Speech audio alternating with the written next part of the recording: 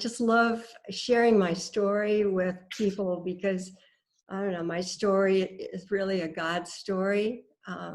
In my wildest dreams, I never would have written a script for my life that has played out today like it has. It had to have been God's plan. He closed doors, opened doors in incredible ways, and I just walked through them. That's all. I just walked through the doors and followed his leading. And God has been using our testimony to help so many people literally around the world. When we walk through the deep valleys, Jesus just changes us forever. And God uses those difficulties for his glory. So it's all good. Perhaps some of the people watching this video will relate to this story. These are really stressful times with the riots, with the viruses, and marriages are very vulnerable right now, probably more than ever. And God has blessed us in a mighty way. And I just pray that you'll find something in what I say valuable today.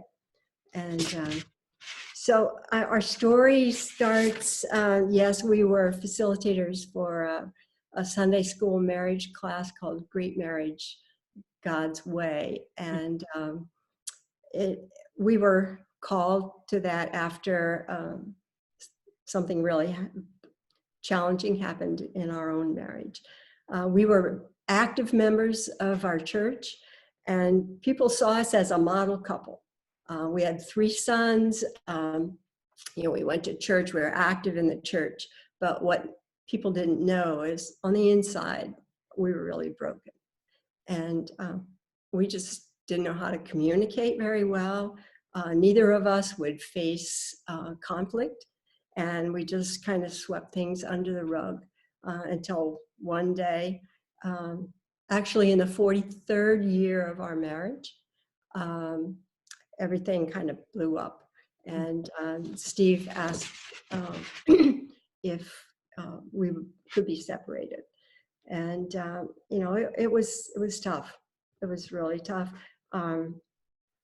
Like I said, we had 3 boys. The 2 of them were gone with families of their own. And our 3rd son, Kevin, is Down syndrome. And so he and I were at home alone. Nobody starts into a marriage planning on it breaking. Nobody starts saying, eventually this is not going to last. But if you don't work at it day by day, work at it really hard, things just kind of slowly unravel, and you're unaware of what's happening over time until your relationships just take separate paths. We think that, in looking back, that our separation was really God's way of saying, I have a plan for you, but I need to separate you in order to grow you, because we were both very immature in our lives. And we felt that God was saying, I can't fix you if you stay in a broken relationship. I need to separate you for a while. I was seeing a Christian counselor, and she helped me realize that I needed to change. I was a victim. I needed to change and become a person that was mature in my own right. I had never lived alone. I went right from my parents' house to college, and then Steve and I were married right after college. So I always knew who Mrs. Steve Lucas was, but I really never knew who Jan was. But I was about to find out. I was trained as a teacher, but I never taught in a school. Steve supported me as being a stay-at-home mom, and I enjoyed that role and never worked. But eventually, when he went to work and I stayed home, and our interests just started to separate, and we weren't able to really listen to one another. When he would come home and need someone to listen to him, I was not intellectually or emotionally present with him. I was more interested in what I was doing and more interested in telling him what my interests were, and and his needs were not being met in that way. Um, so eventually he said that he wanted to be separated. Um, I can't tell my story either without bringing Kevin into the picture, because Kevin, he's our third son, is Down syndrome, but he is a crucial part of this story. He idolized his dad, and when his dad left, it was devastating for him. But he knows and he understood what was happening. And when I would tell him things, he was able to understand that, because he's a very perceptive person in his own right. And he's a man of prayer. He is a man of prayer, and he knew that he didn't have the power to fix the situation, but he knew who did. And he just prayed and prayed for his dad to come back. And in fact, everybody that he met at church or anybody on the street or wherever we were, if they stood still long enough, he would say, "Would you pray for my dad to come back?" And people that we didn't even know were praying, or maybe they weren't praying, I don't know. But after a while, no one really believed that the prayer was working. But when Steve did return, um, there were 2,000 people in our church that were very, very amazed that the prayers were answered. And I think it changed the prayer life of the church. And after Steve came back, Kevin began praying, asking prayer for his brothers to forgive his dad, their dad.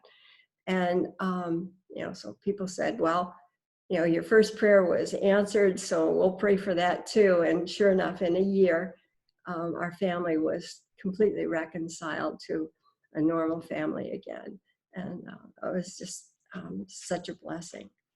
During the years that Steve was gone, he lived nearby, and we stayed in really close communication almost every day. And he would come and do the bills for me, and he never just left me without any need, what I needed. And so on the first summer that he was away, I love to work with my hands. So I just had a thought that I wanted to build a harp. Oh. And so my sister knew of a place in Minnesota that had harp kits, and it just so happened that I had tickets to visit our son in Minneapolis the next month. And so I asked him where this place was, and he said it's like 30 minutes from my house. So of course I went to the factory. I fell in love with harps. I had never really played one. I didn't know how to play one. I didn't intend on learning, but I thought it would be a nice conversation piece sitting next to the piano.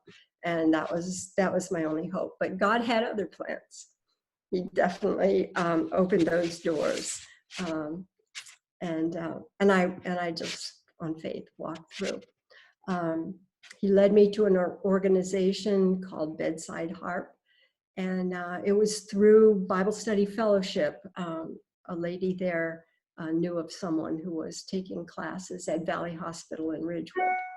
And so I signed up because I thought, oh, maybe I could learn how to play.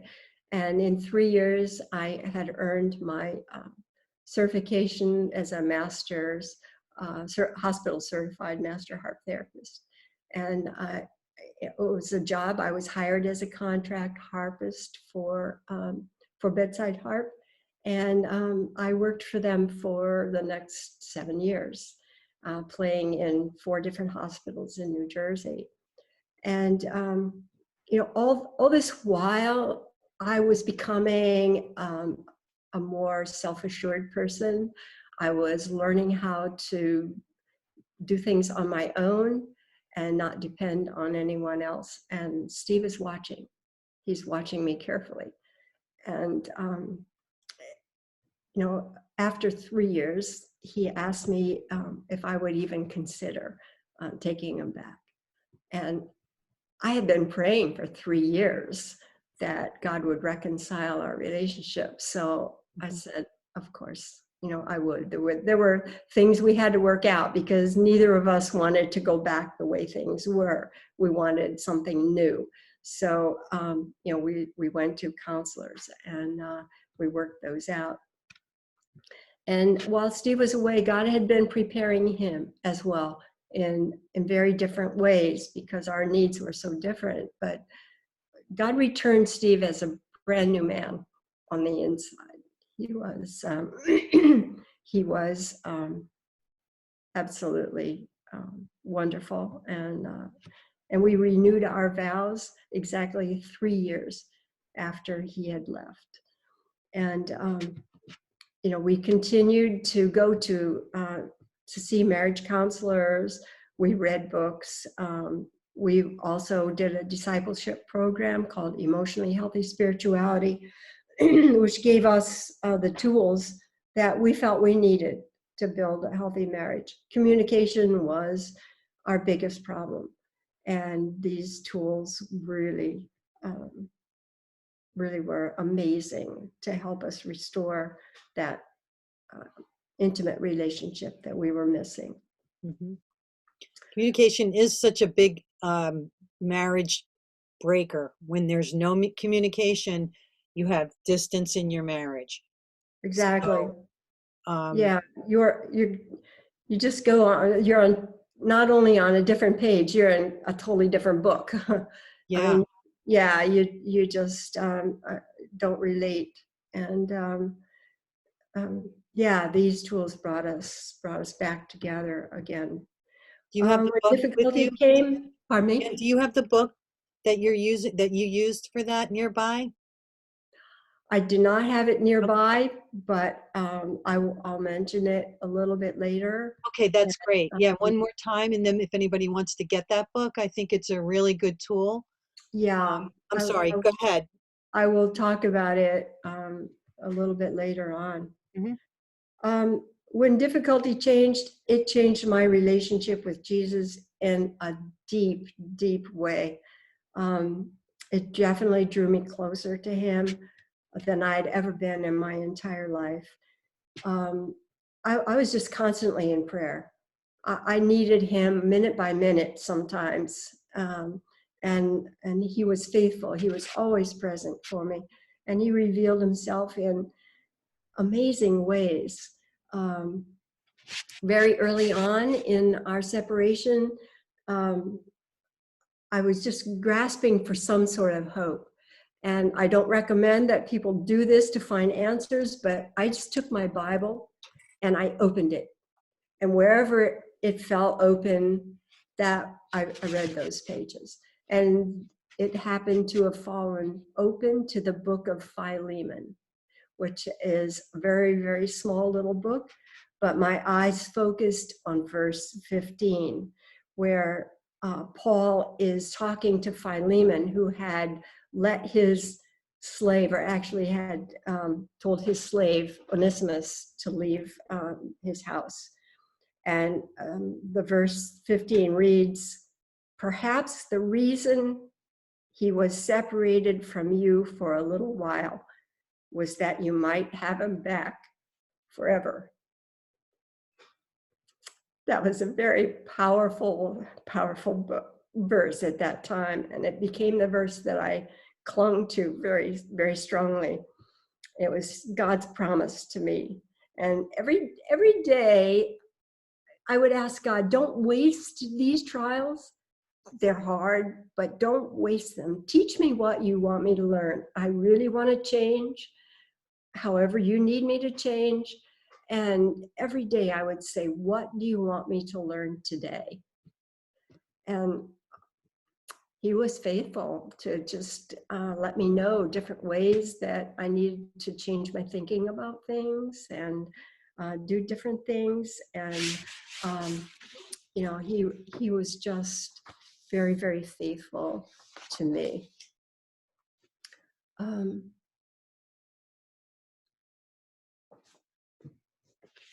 I just trusted him minute by minute, and I just kept walking through the doors that he opened. Um,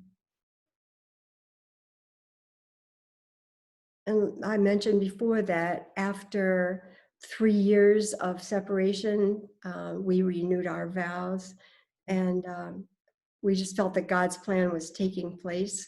We began to share our testimony to many in different states and even worldwide. There was a conference that we went to where there were pastors from all over the world, and we did share our testimony to them, uh, even to Tanzania with our church missions pastor, and we shared our story with pastors in Mwanza, Tanzania. Wow. We've just seen so many marriages helped by our testimony, and they're transformed. One of the great blessings that God has allowed us to see are the couples in our Great Marriages God's Way class at church. We had it for 3 years, and then we moved down to Florida. And we were concerned because we didn't know what would happen to that class, but 6 couples stood up and they said, we'll continue to take that class. That's And they awesome. have been Yeah. phenomenal leaders in that Great. class. And we just feel blessed to see that legacy continue on and on. And marriages are changed. They are really, really changed. And it's just been one of our greatest blessings. For those that have relational challenges in their marriage, I've been there. I've walked the walk. I've experienced what you're experienced, and I just wanted to share some of the things that I've learned about healthy relationships. And one of them is that 1 Corinthians 13 describes love and commitment. And we know that verse. We've memorized it probably. We've read it a number of times. But what does love really look like?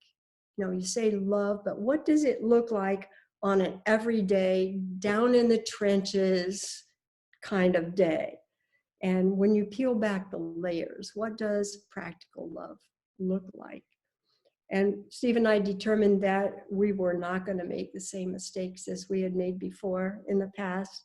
We read, we studied, we attended seminars, we talked to counselors, we worked hard trying to find, a new way of doing things.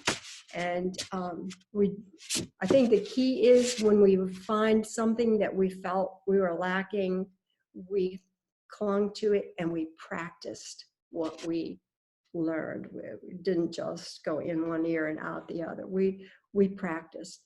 There are so many resources out there for marriage help, but I have what I like to call the fabulous 5. And they're the books and the discipleship programs that really made a difference in our lives. And it helped us because now we mentor marriages that are having challenges as well. And we always recommend these books. One of them is by John and Julie Gottman, Gottman, and it's called The 7 Principles for Making Marriage Work. John Gottman is a psychologist as well as a scientist. He has studied marriage on the physiological level, and he's got what he calls a love lab out in Seattle, Washington. And he mentors or measures couples physiologically as well as emotionally. And his book is amazing. He can predict the success or the marriage or the failure of a marriage within the first, I think he said, 2 minutes of conversation. And there's amazing tips in that book. Another one that we like is by Paul David Tripp. It's called What Did You Expect? And it isn't what you expect. It's amazing. It's an amazing book. It's down to earth. And what we basically learned from that is I am a sinner. Mhm. I married a sinner, and grace needs to be so evident in our lives as far as relating to one another and sacrifice for one another. He just pounds in the phrase, I'm the biggest problem in my marriage. And each of us say that, you know, when the challenge comes up, we just look at each other and smile and say, I'm the biggest problem in our marriage. You know, it just diffuses a lot of things. There's another terrific book by a preacher in New York City named Tim Keller. Mm-hmm. He, A lot of people know him. a lot of people know him. He has a great singles ministry as well. Mm-hmm. His book is called The Meaning of Marriage. And it's an awesome book. I think what we took away from that book is that we need to sacrifice for each other. We can't always have our own way. And yeah, that's a great read. We've given it to engaged couples that we know because it's full of good of good information. Of course, just a real good book by Gary Chapman. It's called The Five Love Languages. And that's an old book. It's a very popular book, but each of us has an innate love language, if you will, whether it's receiving gifts or touch. Kevin is definitely touch. He cannot survive without giving hugs and getting hugs. And if you know one another's love language, that's really important. We have found in understanding our mates. The last one is, the author is Pete Scazzero, Scazzero. It's called Emotionally Healthy Relationships. It has tools that are amazing. There's a community temperature reading, which takes 10, 15 minutes a day with your spouse. And you affirm them. You say what you appreciate about them. And if you only said that, who wouldn't want to go out of their house to work knowing that they've been appreciated for something? I mean, your kids, your spouse, everyone loves appreciations. And then your expectations is another one. That's really, if you are angry or upset, it's usually because your expectations haven't been met in a relationship. And that just shows you, you know, different words that you can use to express your expectations so that your spouse knows where you're coming from. And then another tool is incarnational listening. And incarnational listening is listening at the heart level. You're not looking at someone else. You're not working on the computer. You're listening heart to heart with your spouse and really understanding what they're telling you on a feeling level.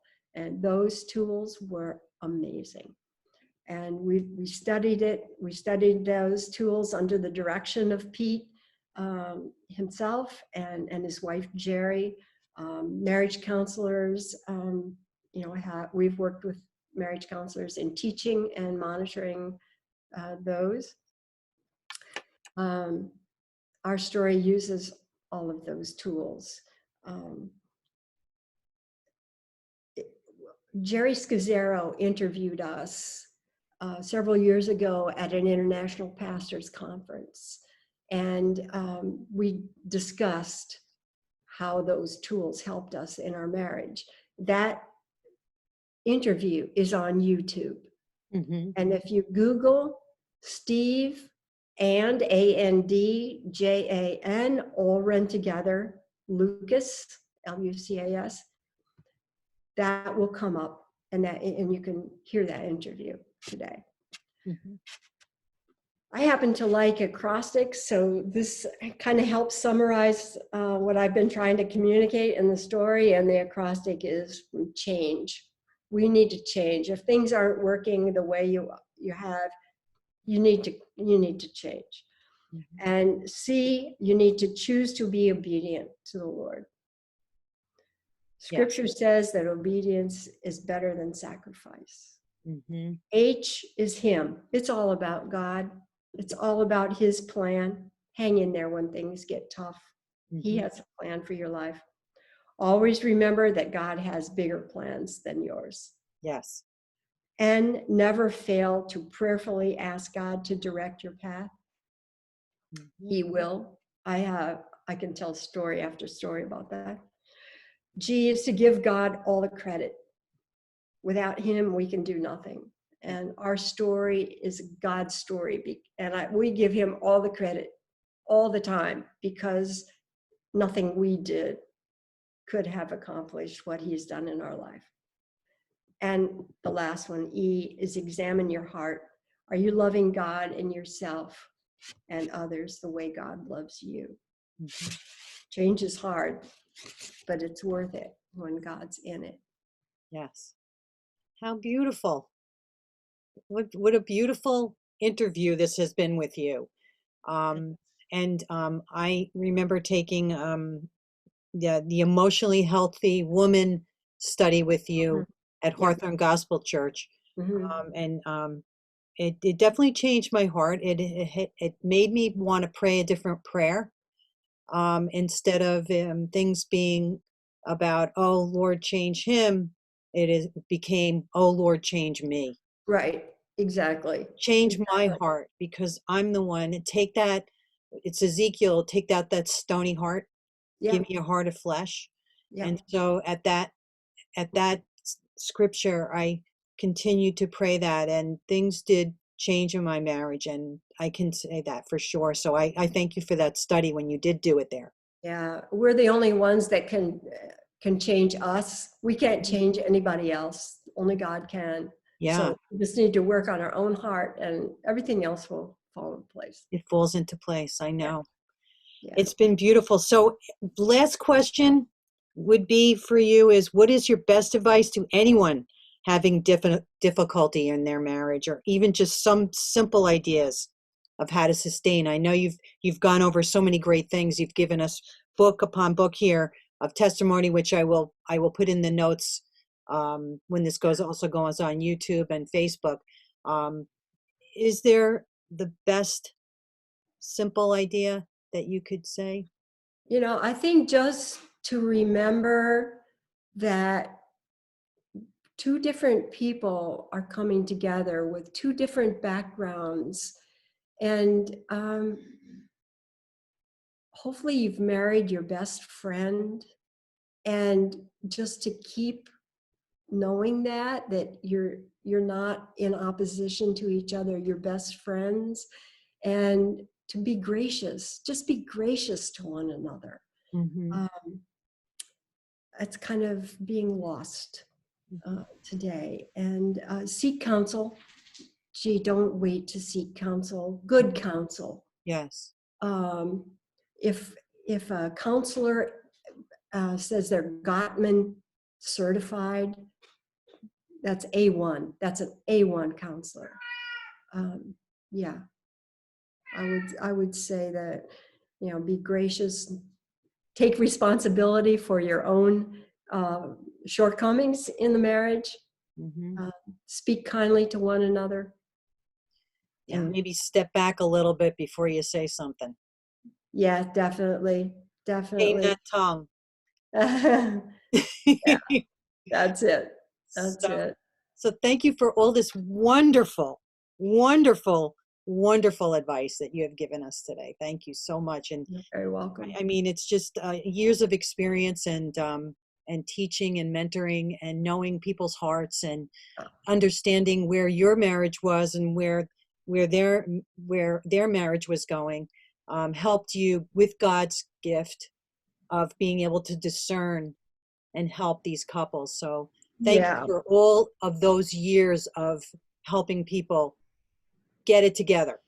We feel that one of the reasons we went through that is so that we could help others. You know, God used our challenge to so that we could help others in the same challenge. We weren't the only ones Yeah. that that's happening to. So Yes, exactly, exactly. Well, again, last thing I'll say is that when you get married, you're marrying the person you started out loving them. What happened in between is where you have to step back and bring God into your marriage absolutely. so that He can heal it. God heals the marriage, but you Yeah. need to seek God first. Put Yeah. Him in the center. Yeah. The original fantasies and love, the honeymoon doesn't last forever, that's for sure. And Absolutely. when life gets tough, it's easy to accuse and not take responsibility for things. So just be gracious. Yes, yes. Well, thank you. And of course, one little delight is to hear you play that beautiful harp. This is Sure. what we were waiting for. I don't think the audience knew you were going to do it, but please do. And what will you play? Sure. I made my own harp, but I'm not going to play it. I'm going to play my therapy harp because yeah, it's a little lighter, a little easier. But yeah, I just want to leave you with a song, a hymn that is very popular, and I think it says it all. What I was trying to say about grace.